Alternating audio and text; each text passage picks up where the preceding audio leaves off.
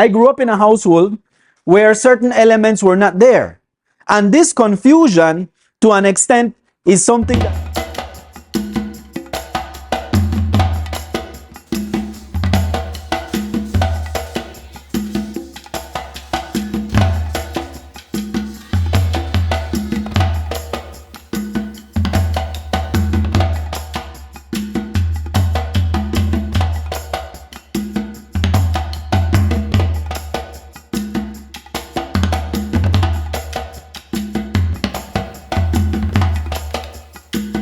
Good afternoon. And it sounds like people not hungry. A lot of energy still in the body. Usually at this time I'm dying of hunger. But today I want to speak to you about the decline of the Yucatec Maya in Belize. My name is Delmer Tzib. I am from the University of Belize. I've been, I am a history lecturer there, but I also coordinate the Intercultural Institute at the university, which looks at various issues that have been affecting Belize as it relates to cultural and particularly the languages. And I want to say first of all that although I am going to be talking about the Yucatec Maya experience, I'm going to also be reflecting on my experience as a Yucatec Maya. But also I want to raise the question of whatever ethnicity you are, right? Whatever you align yourself with, to also keep reflecting as to what happened here may be either happening to you or in your groups, or has happened already to you and you're living it today, right? The reason for this is because if you look at the title, it says the decline of the Yucatec Maya. What really that means is the decline of the people identifying as Yucatec Maya in Belize. Over the years, in fact, the term Yucatec Maya emerged in the year 2000, 2001.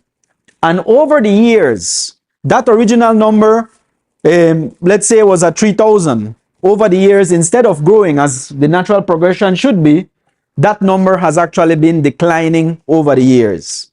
And along with that, the language has also been declining. And what you see there is that potentially in the next perhaps 20, 40 years, there might be either a very, very small number of Yucatec, or the Yucatec people would have disappeared from Belize. So again, I want to raise some of these concerns or some of these elements, because when you look at the numbers, and I'm going to be showing the data to show what is happening as it relates to people identifying as Yucatec, I also want you to continue thinking about that mental wellness and mental well-being, right? So my aim is to problematize the decline of the Yucatec Maya population in Belize as a threat to Belize's cultural diversity. Now, I always say, or I always think, and in fact when Andre was speaking just now, I could have related a lot to it, because to an extent I see myself as a product of a confusion. I am confused. And let me tell you why. Because my parents, for example, my dad, is Yucatec Maya, was forced not to speak the language. At that point, their parents were trying to protect them, right? They were running away from war. And when they came here, they understood that perhaps speaking the language would put their children at risk of discrimination, at risk of being sidelined, and therefore they tell them no, English or Spanish. So my parents, or my dad to an extent, got disconnected from an element of his identity. And he is a bit confused. And by extension, I am confused. I grew up in a household where certain elements were not there.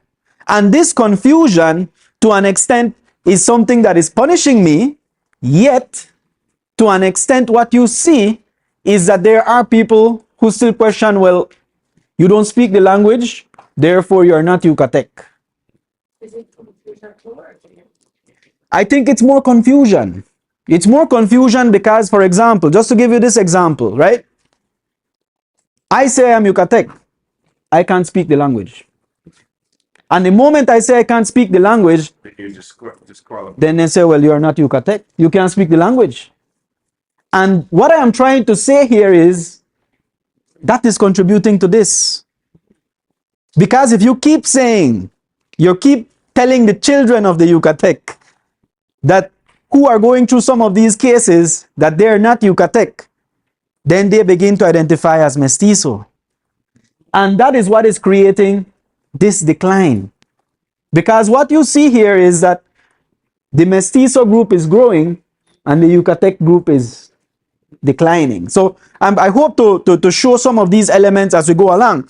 So again, I would like to state first of all that I am trying to problematize this particular issue to, in the process of not only discussing this case, also to an extent explore my own being, right? Because it's my experience as well.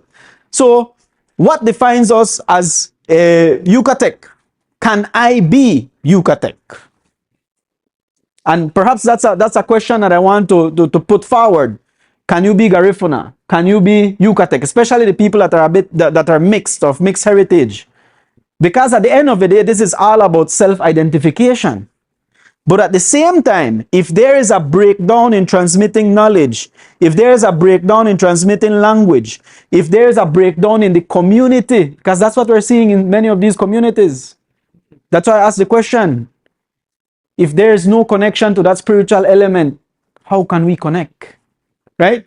So if we're talking about well-being, there are balances. I think Ms. Aurora and Mr. Saki mentioned that you have to be in balance. You have to be connected. And if some of these elements are missing, then how can I be Yucatec? Because historically what has been placed there is an embarrassment towards my heritage. Right? The colonial system has been placing in your minds that, look, you need to talk English or Spanish in our case. You need to dress in a particular way. And that is innately what is playing on the ground. People saying I'm mestizo because I want to highlight that European heritage, as opposed to saying I am Yucatec Maya to highlight that Maya heritage. So again, this is basically what I am trying to state, right? And to an extent, I don't know if Ms. Aurora can answer that. Who is a Yucatec Maya in Belize? What defines Yucatec Maya? My own view, Yucatec Maya is a group of people that My few clicks. Because we have an expert here, right? We have an expert elder here. Or you could call it since you. Yes, that's yes. I guess that to be a Yucatec Maya is to we belong to a group of people that is how we identify ourselves, because we came from the area of the Yucatan. So that is how we describe ourselves because of that. But the real name of us would be the Masawal. Masawal. Masawal is a group of people. It's like the Chinese. They have different clans. So that group in particular is what we call the Masawal people. And so because we have the language too, then also it connects us back to the Yucatan, because we speak the same language as some on a particular area on that side. And then the story behind it is that we ran away from the case war during that time in Yucatan, and then we ended up settling on the northern part of the country and the western part of the country of Belize. It went all the way to the Yucatan, not to the Petén region, and some of our tribe also went, I understand, to Salvador and to Cuba because of the slavery. Yeah. So people from Yucatan gone to Salvador, gone to Cuba, and some of them stayed in Belize. We still have our language. Unfortunately, you don't have the language, but I can speak my Mesawa language or the Yucatan Maya language, which I can speak. I don't speak fluently now because I have already adapted my husband's Maya, which is Mupan Maya, and now I get it mixed. But it came up to this, I can also speak my Yucatan language. I have to think before I say it, but I can, and I can understand it well. And the Mopan, I can now fluently speak the Mopan language, which is almost similar. Yeah, it's a little Maya as well. Similar, but it's kind of like different. When I met my husband, which he's a Mopan Maya, we had to speak English. Thank God for the English, otherwise we would have been using sign language. Because the Yucatan and the Mopan are totally different. Quechis, now we have it in Belize, but it's also a totally different language that, to me, it sounds like Chinese. So it's very difficult for me to adapt it. So, Bisha Belesh, Malo means, how are you doing? Are you all okay? And then you are going to reply me, Malo means Malo. okay Yeah. or good. Malo. Yeah. Uh-huh. And in Spanish, that means bad. Yeah. Yeah. So I feel that at this time on the age, before we can say we are extinguished or we can extinguish ourselves or our tribe will be extinct. I feel that we have to more now relate to the blood relation. Like for example, I know that I have a lot of blood from the Yucatan Maya, maybe a little bit of Spanish, which I feel maybe 10% of me is Spanish because it is not our choice.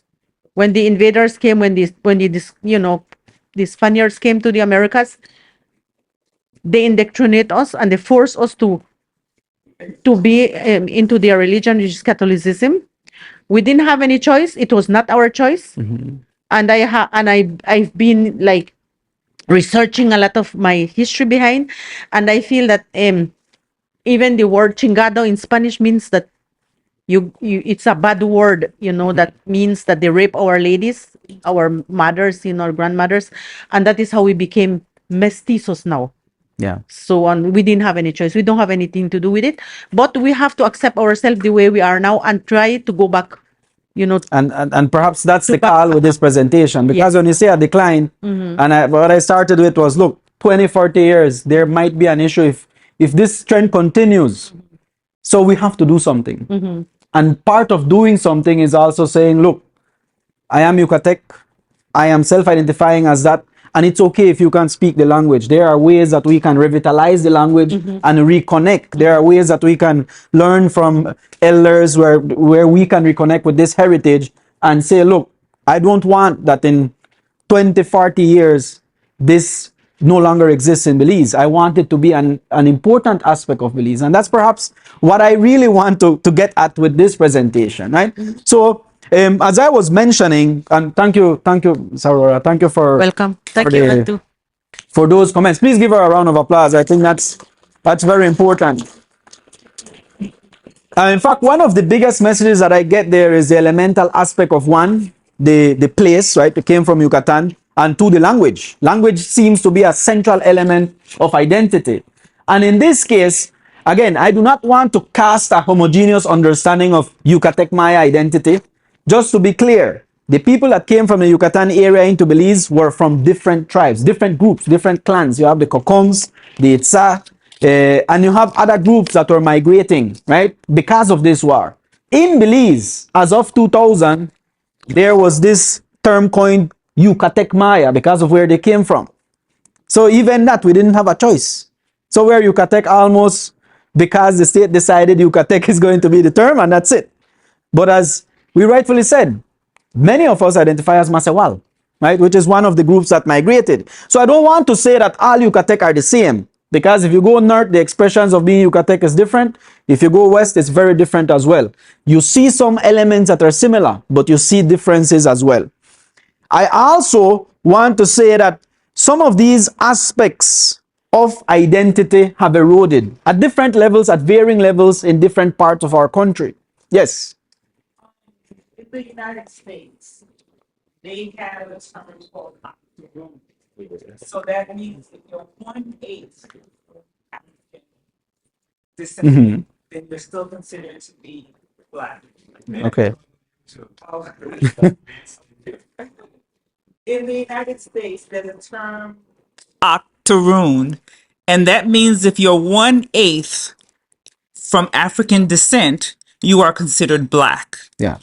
Is there such a percentage for the Mayan or the Yucatec that if you are that much percentage that you can still consider yourself? I don't You think could- we're using that type of language in Belize. We're not. We're not necessarily, as it relates to the Yucatec in particular, we're not necessarily using percentages. We're primarily looking at your heritage. Yes. I just want to continue to show the colonizers indoctrination. I know that I'm Haitian, Yeah. and my nephew, who at the time was 14 years old, and he said to us, "My father is Haitian, born in Haiti. You, mom, you're Haitian, born in Haiti. Why am I American?" And we were like, that was a question that, we didn't think about. And we say, of course, you're Haitian. You're an inheritor. But because you're born in America, this is your Nationality. that's your nationality. But your lineage, your heritage is Haitian. So we must educate our kids to understand that. Thank you. And that's, oh, sorry. You can go ahead. Yeah. Well, I just wanted to add to the conversation about the octoroon piece. What it comes to, I think about, is it was just the idea of one drop, right? This kind of idea of like, if you have one drop of black in you, then it doesn't matter. You could present as white, you're still considered. But of course, that was like a social hierarchical system, right? Yeah. Like it wasn't focused on understanding people's actual lineage. It was more about classifying people Okay. in a structured way that centers around who has power and who doesn't. So I'm wondering then, in the context of the Yucatan mind, I guess, would you say that was less relevant, and it was a different way that people were structuring power? So I am going to be, as my presentation goes on, I'm going to speak on elements of that, of social structure. Because, for example, for a long time, a lot of people understood that as a result of the Caste War, only Maya came to Belize, only people from Maya descent. No. There were mestizos, there were Yucatecos who were descendants of the Spanish who also migrated. And those descendants, because of their background, many of them were elites in Yucatan. They had a different level of acceptance in comparison to the Maya groups that came. So there is certainly that element there as well.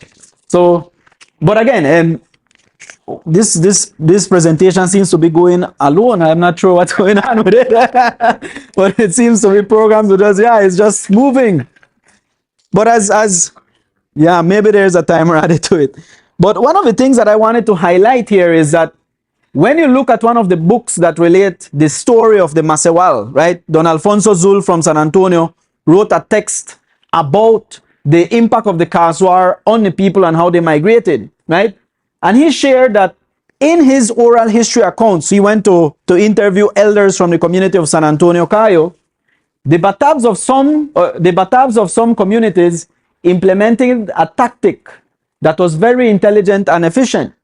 They identified able men in the communities and put them in charge of small groups and instructed them to leave the war zones. So again, there was, to an extent, no choice.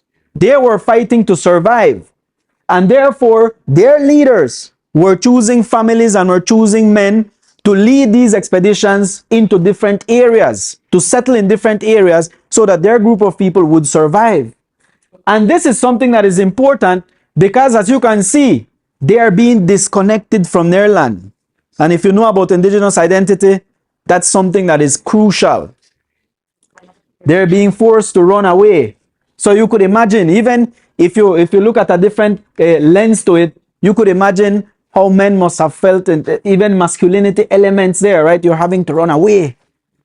And of course, at the same time, you are trying to protect your family. So that's another element that is very important. But in his accounts, he also says, the Masewals of San Antonio related their experiences of the war to their children with tears in their eyes. What does that say? They were hurt. There is trauma attached to it. Because obviously you are being persecuted. Your life is in danger. Your children's life is in danger. And you are being forced to move from one area to another. And despite them being, let's say, creating another village in another territory, it still meant mentally that they have to relocate. They have to disconnect from their lands and come into another area. Sorry? I said the land is a part of their lineage because the presentation earlier.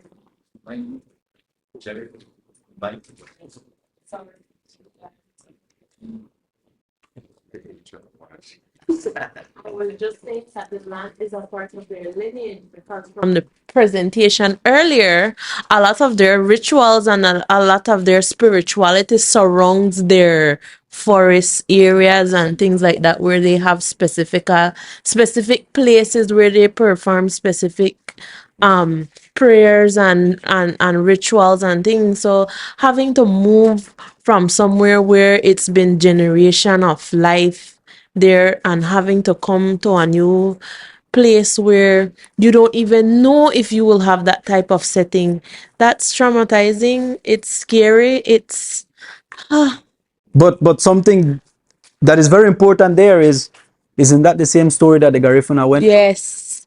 And I actually thought that earlier when Miss was talking about her grandson saying that how comes he's not Haitian, you know? And it brought to the thought that you said you guys were forced to speak Spanish. Now look in our school system. We are forced to learn Spanish, but we are not forced to learn Garifuna or Maya. And these are the cultures that are present in our community. How comes there is not an importance on those communities when we are like, even if we don't identify as those cultures, they are a part of us. Yeah. Our friends, our family are a part of those cultures. So how comes we have to talk Spanish and I don't know how to talk Garifuna? Well, I think that one of the major, Maya, you know, and I come from a community where my kids they speak Spanish, but they are also Mayans. They're also Garifuna.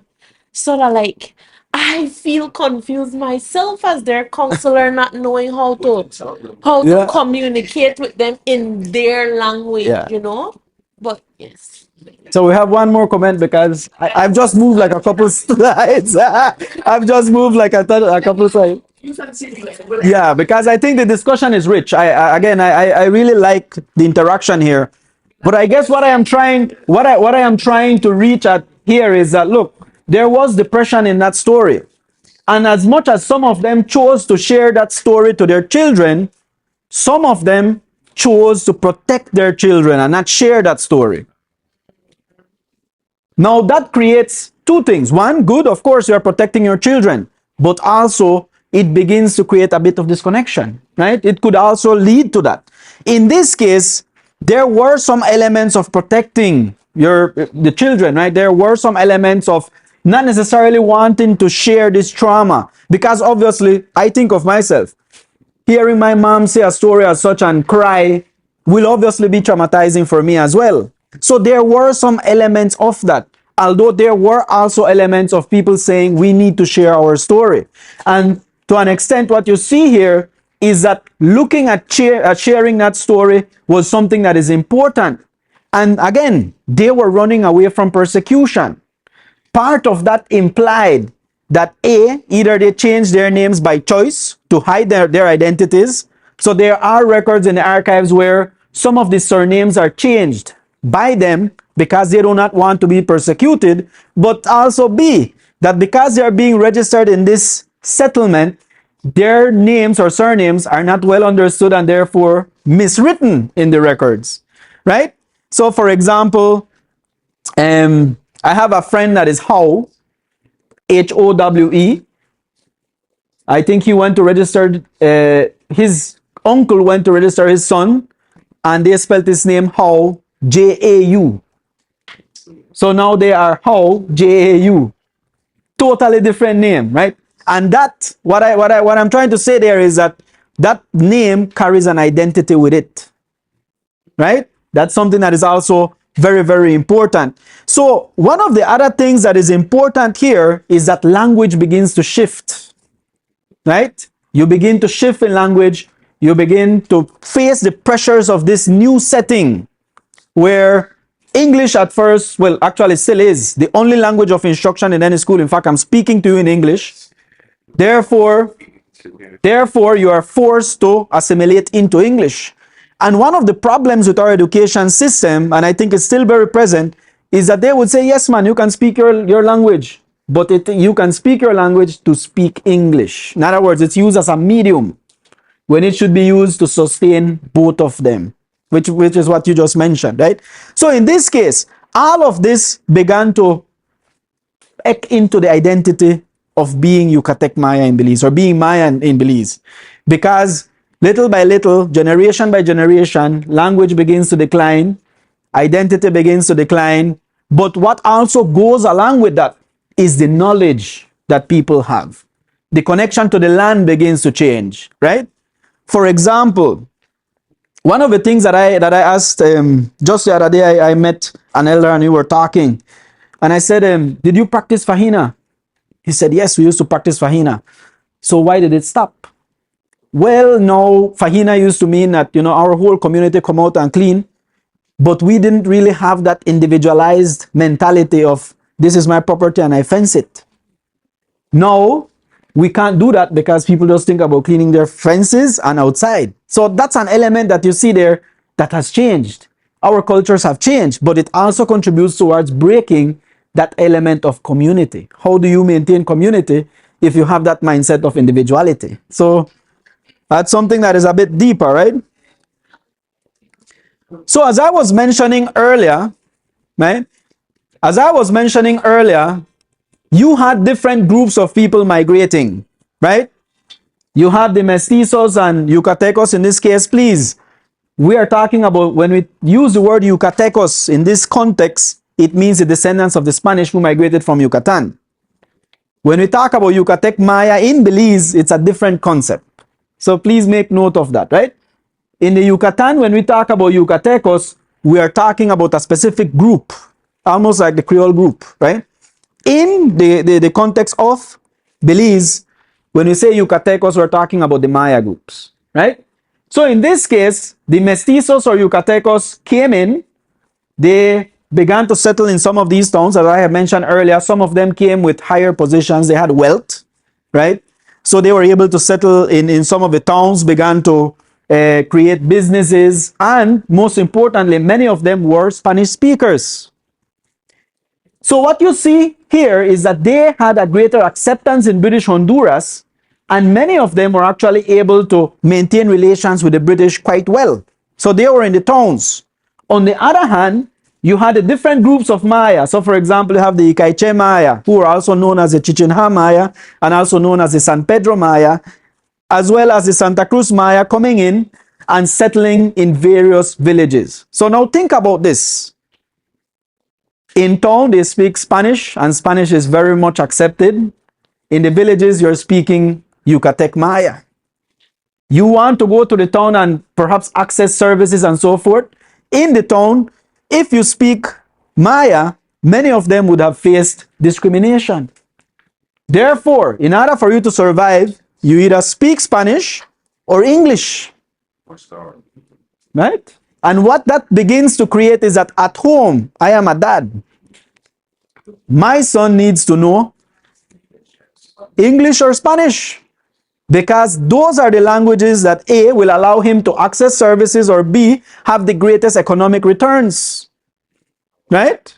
More, if you could speak Spanish and English, you could get a little bit more money in certain spaces. So in that case, you see a hierarchy of languages being created. And this hierarchy of languages placed all the indigenous languages way at the bottom. And part of that sentiment is also what contributes toward this erosion of indigenous or Yucatec Maya identity. In addition to that, we must also confront this whole idea that the settlement of British Honduras, again this is during the colonial times, was being formed around Belize town, what became Belize City. And everybody else was considered what? What's the term that they use for that? Our district, bush. Therefore, they are less important. So think about that. What is important is what is happening in the town. This is where all the economic activity is happening. And then you have the out district. Right? Yes? That's interesting, because you still see that power dynamic playing out in the electoral situation. Yeah. But that's a direct legacy of our colonization. It's a direct legacy. So now let's go into the crude numbers. I perhaps may have said a lot of concepts, but perhaps we want to say, why is it that we're saying that it's declining, right? And we're going to move closer and closer into that. So when we look at some of these categories, now let's be clear. Many of these categories were created by the state. So in this case, the colonial government and eventually the Belizean government making decisions about which groups would be in Belize. Specifically relating to the Maya groups. 1861, the records show only Indians. That's it. Indians for everybody. Now, let's remember, they were primarily using or collecting this census data, and just to mention, before this, they were primarily using it to control the settlement. In fact, they were using it to craft this colonial society or enslaved society. Therefore, before this, they would only catalog whites and blacks. And then colored, free colored, eventually, right? But when the term, or when they began to account for the other groups, you see first Indians, you see American Indians, then you see Amerindians, then you note there Maya and Kekchi in 1970, or even by 1970, had the Yucatec Maya come to Belize? Had they come to Belize by 1970? Yes. Yeah, they came in from the 1800s. But you see there is no account of them. No account of them. By 1991, you see Mopan, Kekchi, and other Maya. So Yucatec is not in the equation yet. Right? What is this? It wants to present alone, probably. Yes. And it is not until 2000 that you see the term Yucatec being used. In fact, if you speak to some elders in some communities, they will tell you, I am just Maya.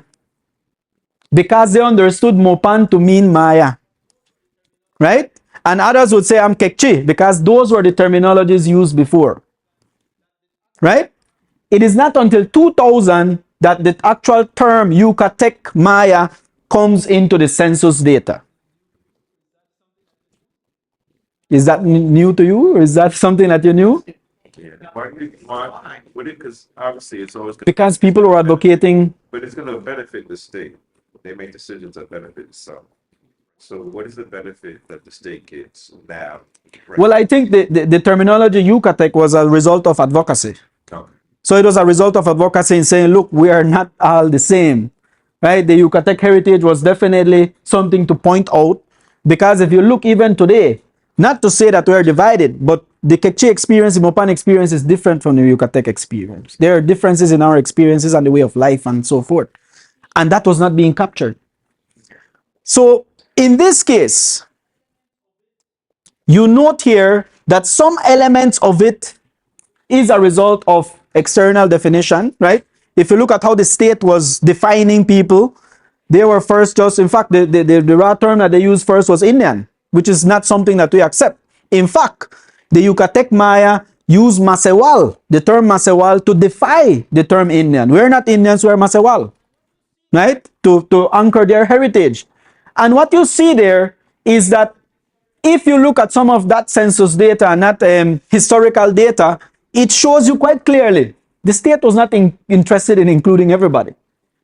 They were interested, in fact, in erasing some people from this body of Belize, or what was then British Honduras. But what that created is also a sense of internal inferiority and also confusion. Because you could imagine someone coming to your house as a Yucatec Maya, perhaps in 1990, and telling you, are you other Maya? Are you Kekchi Maya? Or are you Mopan Maya? What would you say? You understand? It creates some confusion. So what you see there is that perhaps all of these elements are aligned, not necessarily to include, but to confuse. Right? So it creates a hierarchy in society. Your Yucatec Maya language, well, you see it as inferior. Your physical appearance, you begin to understand it as inferior. Your mode of life, you begin to understand it as inferior. Your way of life and thinking, also you begin to socialize and understand it as inferior. Therefore, you don't want to be Maya. You don't want to be Yucatec. You don't want to be Mopan and so forth. So let's look at the numbers. I hope that is clear enough. So if you look at the census of 1991, right? Maya other. So take a look at that. I really would like to see that census data and understand what was meant by other. Who did it include? Right? What was other? In this case, you notice that 5,686 identified as Maya other. in 1991. By 2000, they now placed Maya Yucatec. So now you see the terminology Maya Yucatec emerges. 3,155 persons identified as Maya Yucatec. That arises some questions. Where did the 2,000 and odd people that were there in Ada fall into? Where are they now? If they were Ada Maya, so the definition of what Ada Maya means is very important here, right? But what you will see there, and let's keep that number in mind, right? 3,155. Let's look at 2010. What does that show you? This is the total is right here. Yucatec.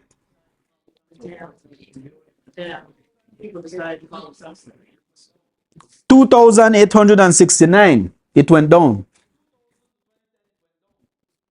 So from 2000 to 2010, it went down.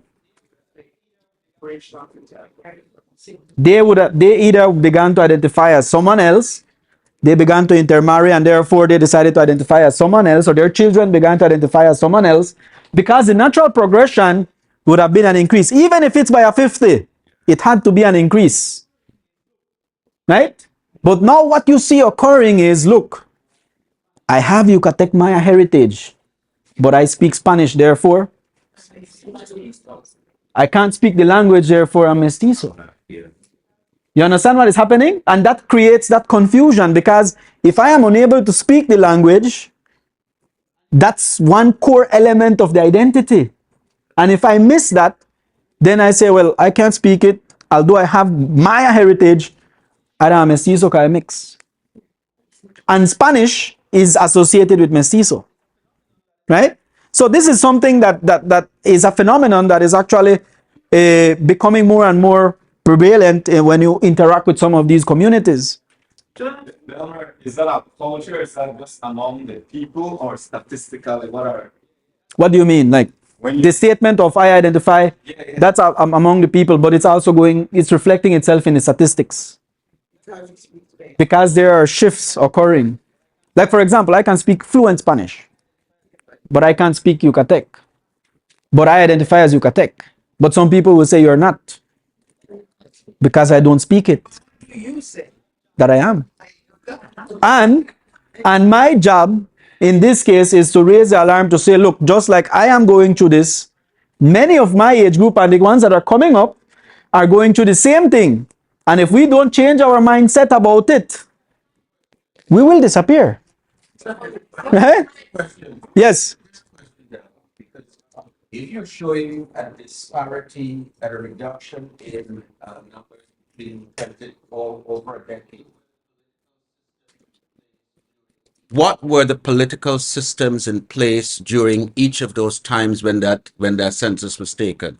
Because very often the political establishment is the one who can manipulate those numbers to reflect a vision that they want, or a political ideology that they want to advance, that Okay. does not necessarily serve the people. So why I'm saying that too, because let's say there were elections about the same time when these census were taken, and people were elected who represented certain demographics or certain political ideologies. They want to advance their own sense, their own ways to benefit their own people, and then in the process reduce the appearance for others, which is Yeah. what's taking place in the United States. But let me just take a look at the other decade then, just to add to I'm this. just asking.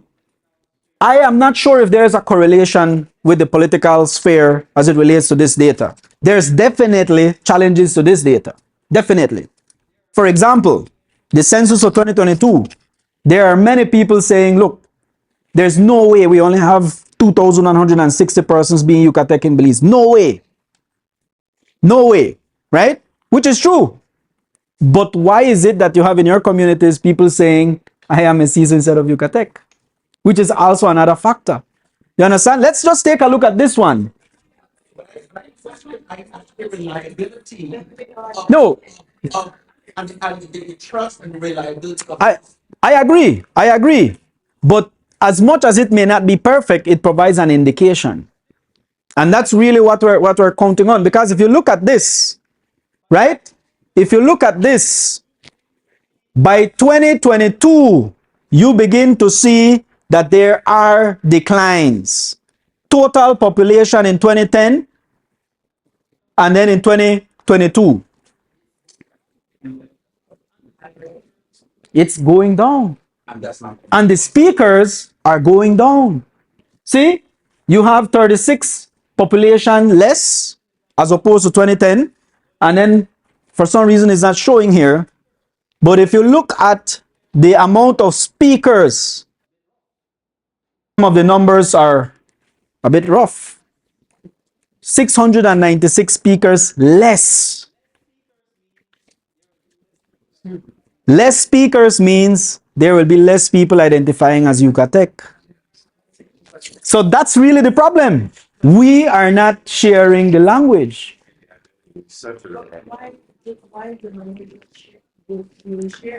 We've just discussed some of the issues.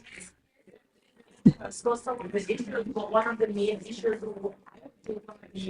is the fact that there's no longer anyone forcing you not to learn it. Well, it's not about forcing. You see, the problem is that it's eroding in households. So, for example, for me, So those are changes.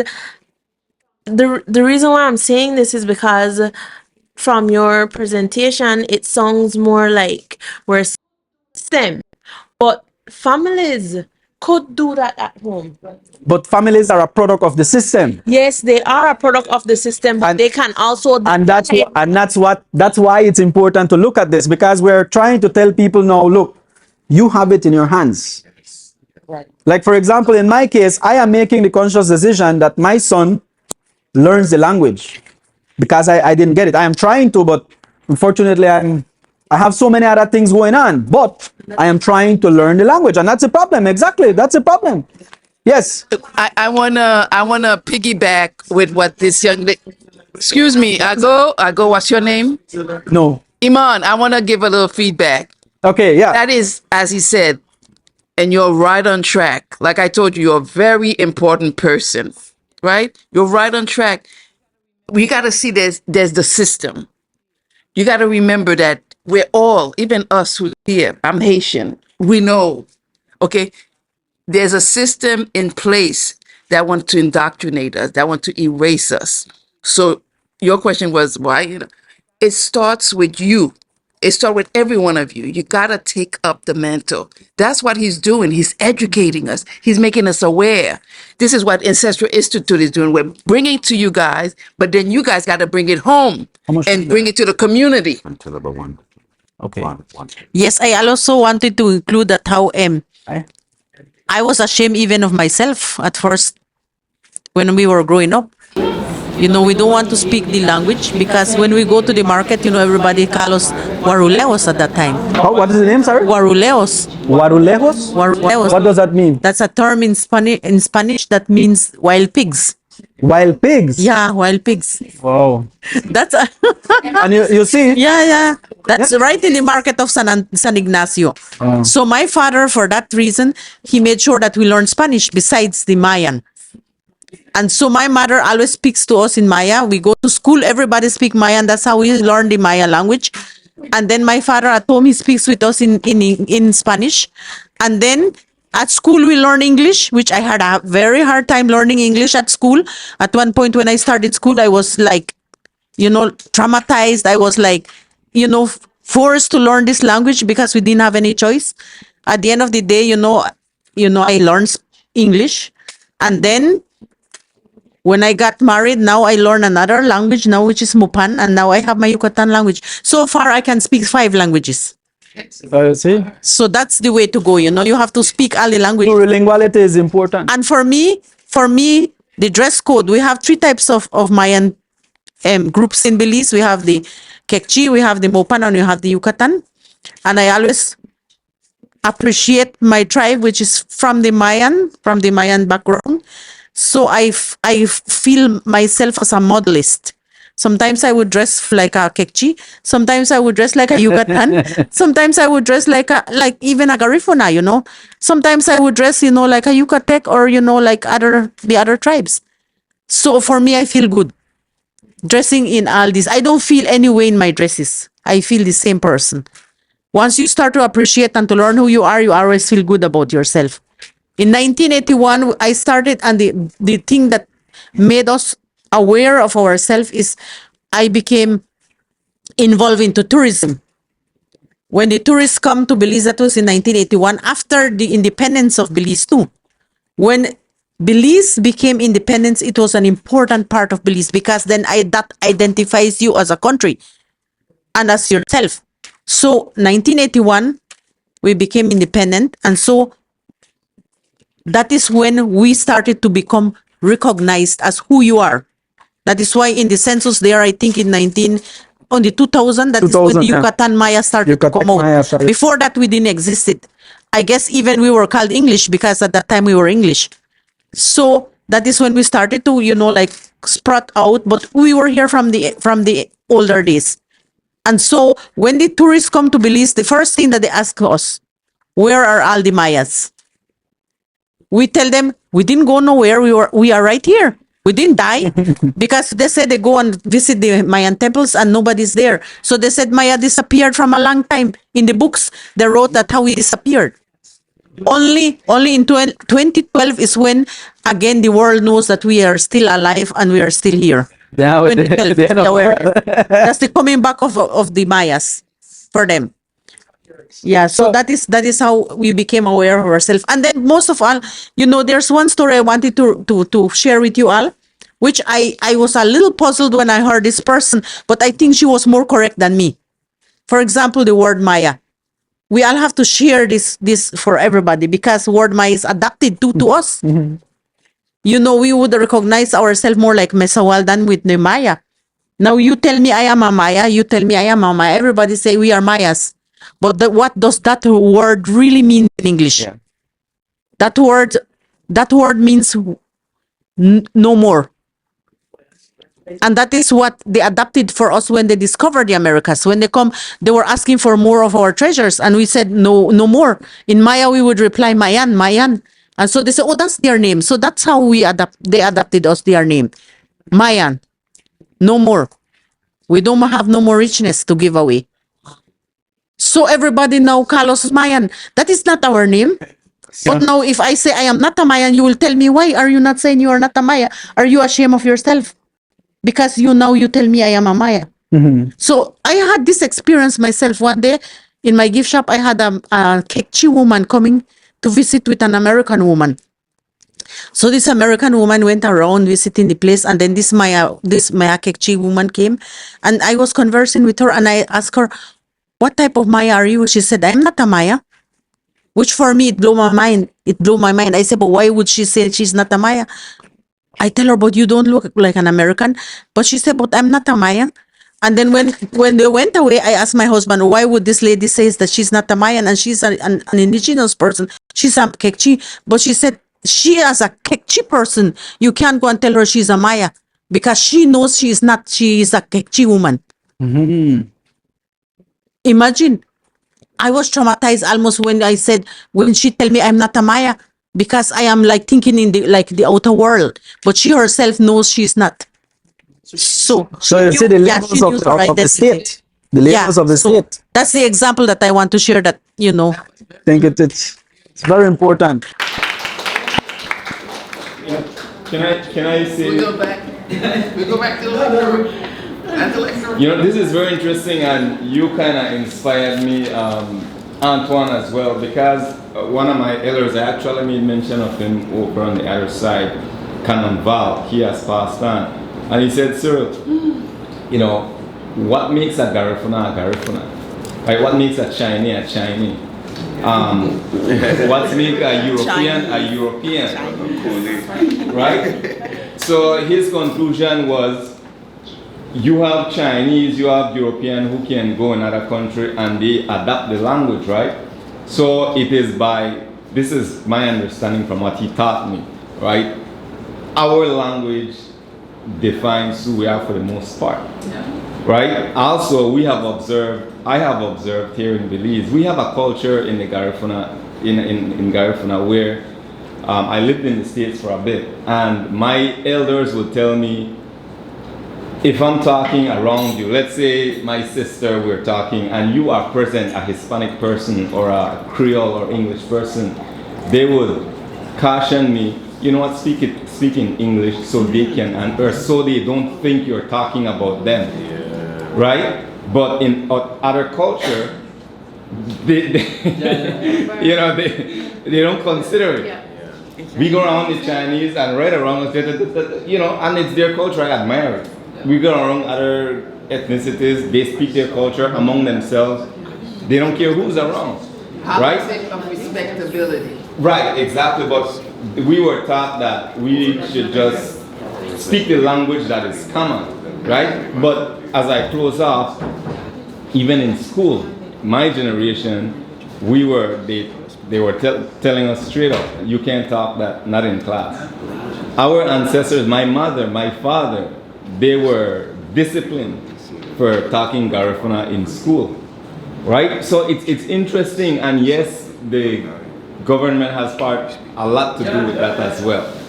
But what I guess what we're trying to reach at as well is that it's not the structures of today. There are historical structures that remain today that continue to impact this. Because aside from this data of people, the number of populations identifying as Yucatec, what is most concerning really is the amount of people who can speak the language.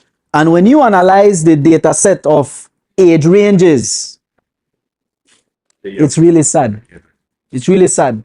Because the number of speakers that we have in total are mostly from the perhaps 30s and over.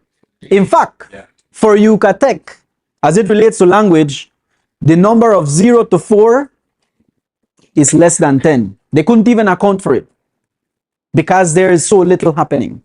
And that is where we have the big concern. Because if the trends continue, because they cannot speak the language, will eventually begin to identify as something else, although they have that Maya heritage. So what do I mean by that is really, of course, we're saying it's a challenge for the Yucatec, but it's really a challenge for Belize because that's our cultural diversity that is also going, right? And all of that is to an extent being produced as well by globalization, right? Those are colonial, as I had mentioned. Perhaps that's the case that I'm trying to make, right? That although these things were in the past, they're still very much present, right? Globalization, you have the spread of dominant languages. It is very evident, and I think it's common sense, right? That in many of these cases, the languages in particular, so let's say, for example, Mopan, Kekchi, Yucatec, Garifuna, they are primarily spoken in rural communities, with some exceptions, right? Depending on the settlement areas. But as people interact more and more in urban settings where you have the dominance of other languages, they eventually begin to lose the language, right? So definitely there is something that we need to do. There is influence of global media. So of course, that has a major, major influence, right? Everybody today has a phone. And everybody today wants to use it and look at many other things around the world. And in many instances, it is not used to enrich the language. We can use it to enrich the language. And perhaps that should be an element that we should be looking at.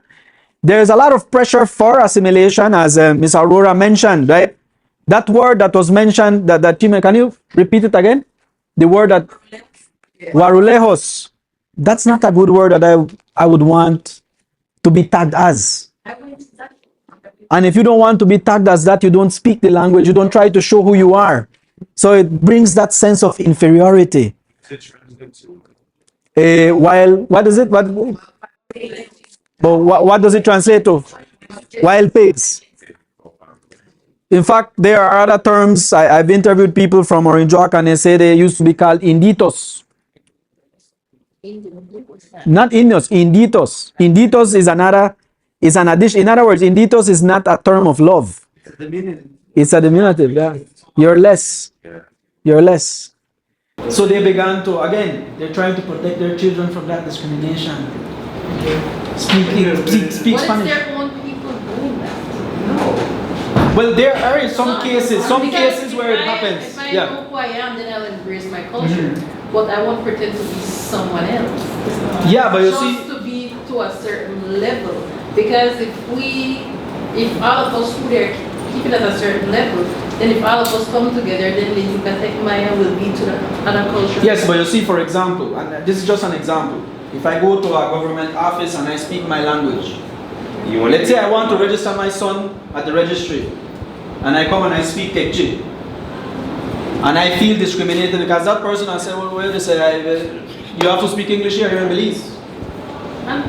You understand what it means? It has an impact on you. I think I'm thinking on a different level as Yeah. a social worker. I would say, you know what, sir, let me get someone who could translate, who Mm-hmm. could understand what you're saying. But everybody's not.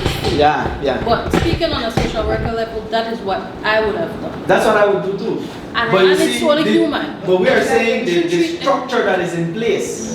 Most people wouldn't It be. doesn't give you, There's no it doesn't incentive give you to the do it. safety and confidence You don't feel confident. to identify. You got to bring it up to advocacy and policy. Because in the United States, we have to do the same thing to get Spanish, to get Haitian Creole. So you guys have to work.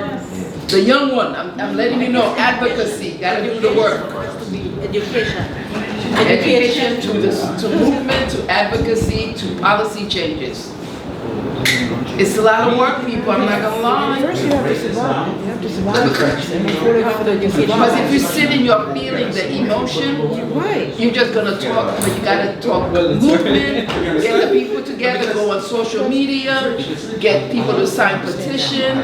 I think there's a lady named Yaya who's been fighting for Garifuna to wear their hair in dreads. Okay, so you gotta do the work, people. Get the statistic going. Yeah, but you It's not- see, it's not- everyone who's willing to do that. We have people who will only talk, but it's time to actually take a stand. You gotta figure it out. The less numbers. Yeah, most of it is home. It's home, right? Because I guess all of us have the same problem. But for my generation, I understand Garifuna fluently. My mother, my father, they insisted that we speak Garifuna at home. But your friends. Now, I don't speak Garifuna as well as my elders because even as I am growing, the discipline, this is what I'm assuming, became less, right? They became tolerant. So I could hold a conversation in Garifuna, but somebody who knows how to speak Garifuna properly will know that I'm struggling. But I might impress you, right? And they're like, yeah, he knows what he's saying, but there are better words to be used. So it starts at home. We have to do it. You said we got to put in the work. We have to start putting in the work. And perhaps this is the wake up call, right? And wake up, That's that's what I'm what trying you're to do. doing, that's what you're doing. Yeah. Wake up, and there are other organizations that can show you the template, the model. It's online. To elevate, to educate, to bring about awareness. Yes. So, but I just want to say, like you said that your parents taught you, but I'm sure you have friends that were not taught Garifuna. Oh yeah, a whole lot of them. Yeah, so I was just saying, I'm sure you don't have friends that were taught Garifuna. So therefore, if they didn't learn the Garifuna language, then they're not able to pass it on to their children. That is true. Yeah. See, but just to add to that, right? Just to add to that, you know, that is. That's what I'm saying. Every culture is like that. We Haitian, we move through the attitude, but the children don't speak. But I want to give this example real quick, right? Growing up, I was maybe about 13, 14 years old. I remember this vividly. My mother sent me across the bridge to buy, she was going to cook plantain, coconut, a list of items, right? And I'm walking, I left my home, and just less than a minute walk, maybe 30 seconds, is my neighbor, right? We go to school together. And he calls out to me, "Hey King, where you going?" Da, da, da, da, da. And I entertained him. I was rehearsing what I was supposed to buy in Garifuna. I forgot everything. I don't know how to, at the time, I don't know coconut is faluma. I don't know banana is bimina. So I'm still kind of learning. So for me to bring what my mother is asking me to bring, I have to walk to the store, okay, follow me. And I'm walking with this in my head. And my neighbor calls out to me, we started talking, I had to go back and ask my mama. But I'll end right here, brother. When I get there to where I'm buying, Baba Victor, he's an elder in the community as well. And I said to him what I want, I messed up everything. He tells me in Garifuna, Beba to Bubushu. He said, go to your mother, tell her to teach you Garifuna, then you come back. So that's how it was growing up. Our neighbors, we had to talk Garifuna to them, not only in the home. So that's what we're gonna need to start doing again. You know, not be tolerant. Ask them to say it in Garifuna or in Maya. Well, and the one thing I want to say too that, oh sorry. The one thing that keeps coming up for me about this in this conversation is also because, you know, this conference, a lot of this is about mental health. And so I just think that you've talked about that explicitly, about how it's impacted your mental health, you know, or your sense of self and made you feel, you know, sad. But I think about how, I think that's an important part of this conversation as far as why folks are choosing to learn language or not. And I think about, like, for myself, for example. Are choosing or not? Because Yeah. I didn't have a choice. Yeah, yeah. And perhaps if he doesn't know Garifuna, his children will not have a choice. Yeah. So that's perhaps the element there as well, right? Well, and then also the impact, I'm just thinking about as an offshoot of this, the shame. I think about that, like, for example, my mother's from St. Thomas. And so, like, even like being here, being around Caribbean folks, I would be lying if I said I didn't feel like kind of shameful, like, dang, I wish I was more in touch with my mother's culture, where she comes from. Like, I wish if I went there, I used to go there a little bit when I was a child, but I was like, if I went there right now, I wouldn't be able to speak the way they spoke. Like, you know what I mean?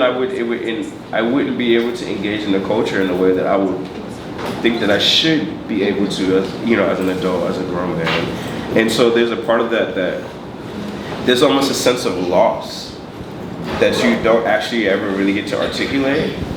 Because it's a sense of loss. It's not like, oh, I lost somebody, like a friend died, or I lost a material thing. It's like I lost something about myself that I can't put into words. But it's like, but I feel shame for it, right? Like, you feel shameful, like, I should know. I was this. just Like, going to say that You are interested? Yeah. I was just going to say that it's like a mental conditioning of embarrassment when it comes to identifying what you really are. Yes.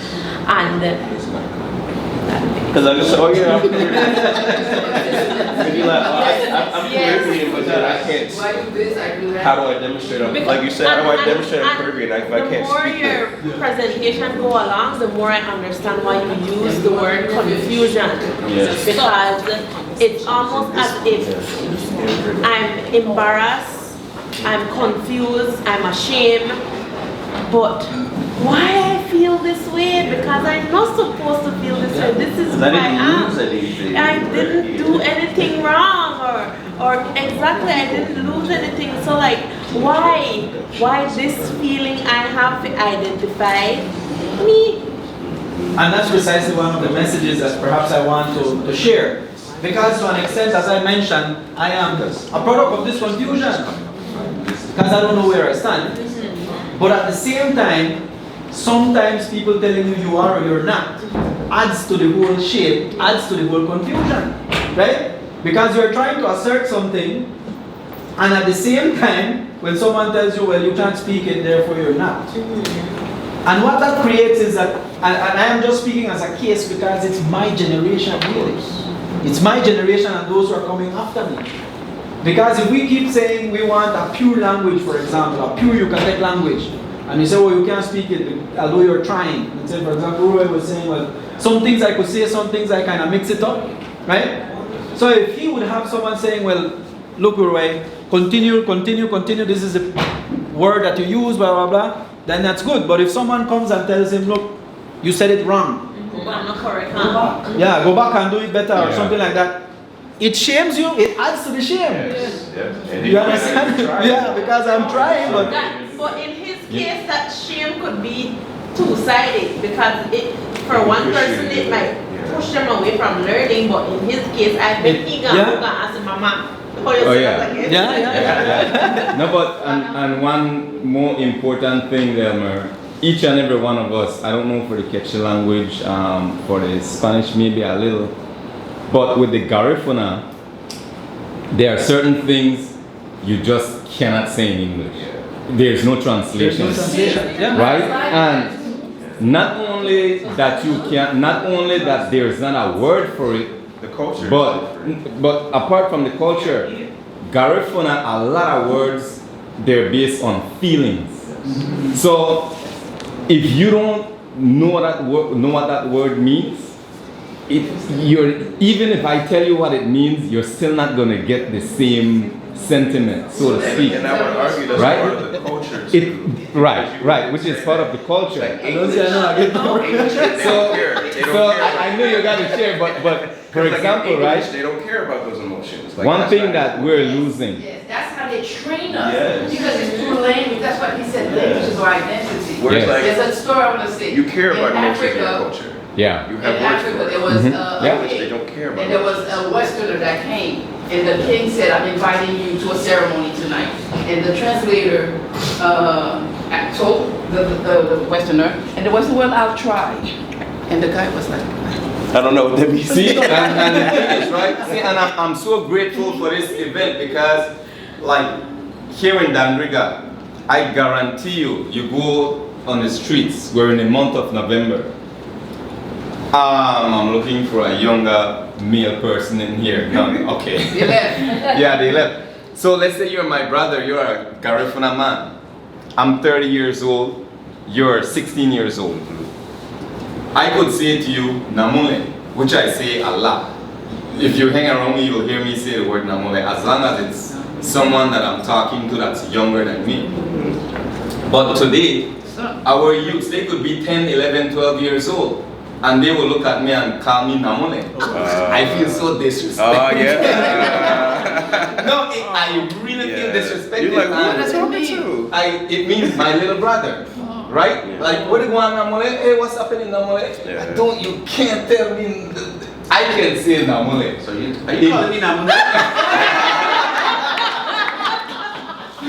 No, I'm sorry. So, someone 16 years old, anybody younger than I am. Yeah. It could be 1 year younger than I am. You're not supposed to call me Namule, you'll say Nat, my big brother. Yes. Right? So, Yeah. it's specific. It's very, for the female, they can say I am. For me as a man, I'm not gonna say Nuguya. A female will say Nuguya. I am. I will say Aw. That comes with masculinity. Yeah. It's like, it's a man talking. Sometimes not even a child can use it. You have to be a man to say Aw. I would say Aw Urui.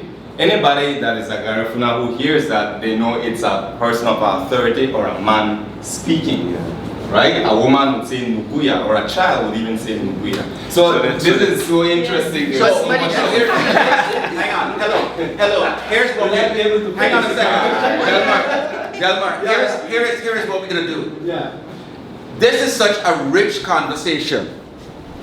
And I notice that some people are keeping quiet. But this is an opportunity for us to speak. This is a rich conversation. What we're gonna do, take the dividers down. We're gonna have lunch. Lunch is gonna be outside. You pick up the lunch outside on the patio, bring it back in, we'll rearrange the chairs, and we will continue this conversation while we eat. With both sides? We're opening up the whole thing, because I am sure that there are conversations that we and them can have. Well, how long, when do you get to your end of your presentation? I just. 2 hours. So that was It's a hot topic. I guess I can. All right. We've discussed many of it already, Okay. but perhaps there are two. Go ahead, to go give me ahead. the opportunity to finish. It's just Yeah. there are two things that I would like to highlight, and then we could probably open it up and. So, actually, no, because they're gonna take the dividers down. So what I would want you to do is pause this, so that when we come back together, we will do the double projections again. So open it up to everybody, and you'll continue this.